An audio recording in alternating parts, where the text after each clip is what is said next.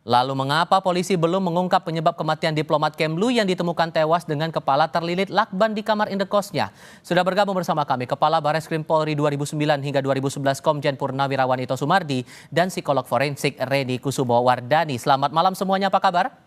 Selamat malam, baik Mas Teka. Terima kasih sudah bergabung bersama kami. Pak Ito, secara sederhana, ini kasusnya agak tricky atau sesungguhnya sudah ada kunci yang bisa membantu polisi menyelidikinya? Kalau menurut saya penyidik sudah menemukan kunci ya. Kuncinya pertama adalah hasil otopsi. Hasil otopsi kan ini dilihat daripada mencari penyebab maupun waktu kematian. Hmm. Ya, kemudian memang dipertimbangkan ekshumasi karena itu kan diperbolehkan melalui pasal 133, 34, 35, 135 KUHP. Meskipun harus izin daripada keluarga selama 2 hari ya. Kemudian itu kalau memang dari hasil otopsi ada hal-hal yang perlu didalami. Yang kedua adalah CCTV ya. CCTV itu kan real time ya, sehingga di sana bisa melihat sebab kematian dengan waktu sebelum waktu kematian dan mungkin sesudah waktu kematian. Nanti di sana dilihat. Kemudian tadi juga Pak Kabid Humas kan sudah menjelaskan tentang keterangan daripada penjaga kos. Aha. Itu tentunya beliau menyampaikan hasil daripada penelusuran digital forensik ya, jadi digital forensik dari pembicaraan telepon mungkin daripada istrinya ataupun dari orang lain. Kemudian juga hal yang lain adalah di sini tentunya kita harus melihat penyebab-penyebab lain yang memungkinkan terjadinya pembunuhan tersebut kan memang dari hasil sidik jari juga kan perlu Mhm. didalami kembali ya. Kemudian tentunya dari psikologi forensik juga lihat daripada rekam jejak yang bersangkutan Mhm. dari segi psikologi maupun daripada kesehatan yang bersangkutan.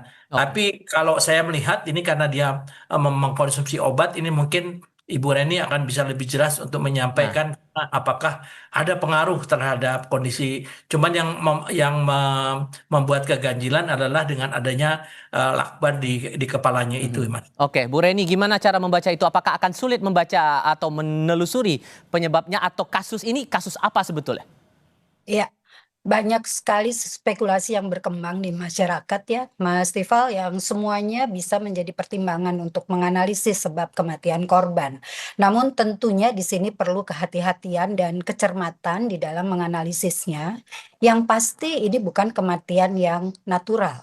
Hmm. Tapi untuk memastikan penyebab kematian seseorang dalam perspektif psikologis, umumnya menggunakan tools otopsi psikologis. Hmm. Jadi ada beberapa area yang perlu diidentifikasi sebelum dapat dianalisa cause of death dan manner of death-nya. Psikolog biasanya perlu meneliti detail kematian, misalnya dengan meneliti TKP serta situasi korban saat ditemukan.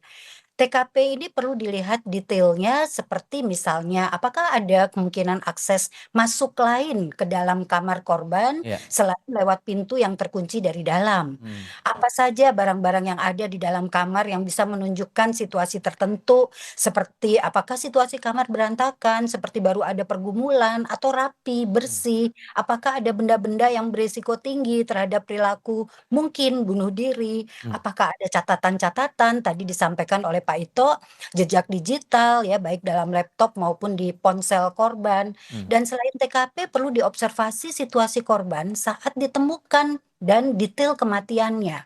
Jadi bagaimana hasil otopsinya? Oke. Apakah ada bekas-bekas kekerasan atau tidak pada tubuhnya? Oke. Keadaan mayat atau jenazah ini termasuk di dalam pertimbangan analisis. Hmm. Baru kemudian kita menelusur ke belakang ke riwayat kehidupannya Hmm. untuk mengidentifikasi bagaimana sih riwayat keluarganya, baik keluarga besar maupun keluarga kecilnya. Oke. Apakah ada riwayat keluarga dengan perilaku khas tertentu seperti riwayat keluarga yang bunuh diri atau mengalami gangguan jiwa. Nah. Nah, di sini kita akan bisa dapatkan gambaran kepribadiannya, pola Hmm. tipikalnya di dalam respon korban ini terhadap stres, apakah ada stresor terkini, bagaimana hubungan interpersonalnya, Baik. rencana kehidupannya, dan masih banyak yang harus ditelusur ya sehingga kita bisa memastikan. Atau Oke. bisa jadi ya ini accident death akibat adanya satu gangguan jiwa tertentu Dan yang mhm. dialami korban. Iya. Oke, dan ini menurut Anda Pak Ito makanya jadi perlu untuk mengetahui jejak digital dari Arya Daru ini dan lewat digital forensik ini jadi kunci begitu? Betul, kan yang bersangkutan tugasnya adalah di memang fungsi yang cukup berbahaya ya, yaitu TPPO, tindak pidana perdagangan orang. Hmm. Saya kebetulan dengan almarhum ini, beliau pernah bertugas di Myanmar sebagai local staff dan saya mantan dubes di Myanmar. Ah. Jadi kalau rekam jejak dari kepribadiannya orangnya sangat menyenangkan, dia senang olahraga dan lain sebagainya. Dan betul yang dikatakan Bu Reni, memang waktu kematian itu juga akan menentukan dengan hasil pengolahan daripada CCTV.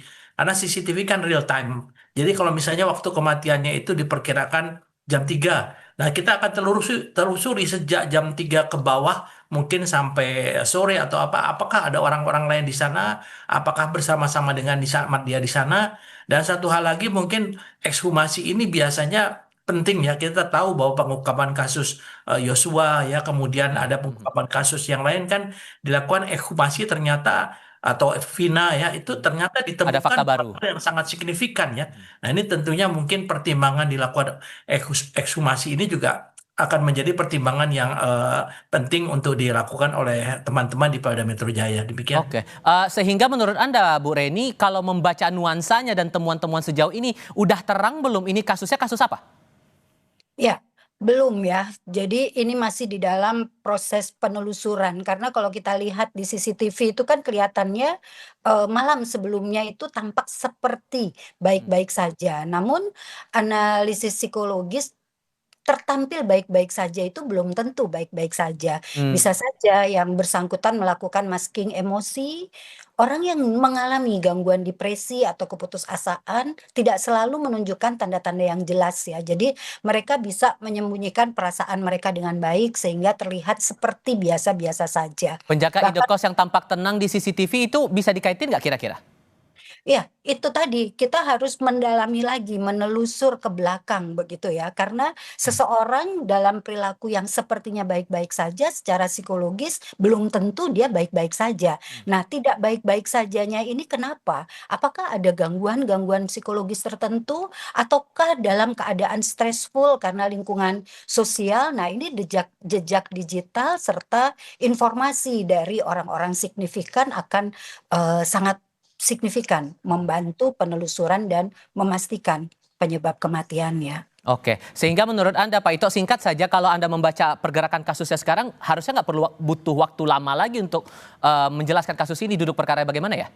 Iya, Pak Kapolda kan menyatakan kira-kira sepekan beliau sudah akan menyampaikan hasil daripada penyidikan ya. Hmm. Saya kira menurut saya kalau sampai Pak Kapolda menyampaikan tentunya pertimbangan dari penyidik bahwa kasus ini tidak terlalu sulit ya. Hanya sebelum, betul kata Bu Reni, sebelum ini menjadi jelas kesimpulan dari Pak Kapolda, sebaiknya kita tidak berspekulasi Baik, demikian. oke. Pak Ito, Bu Reni, terima kasih banyak sudah berbagi pandangan bersama kami. Sehat selalu semuanya, selamat malam. Terima kasih. Malam.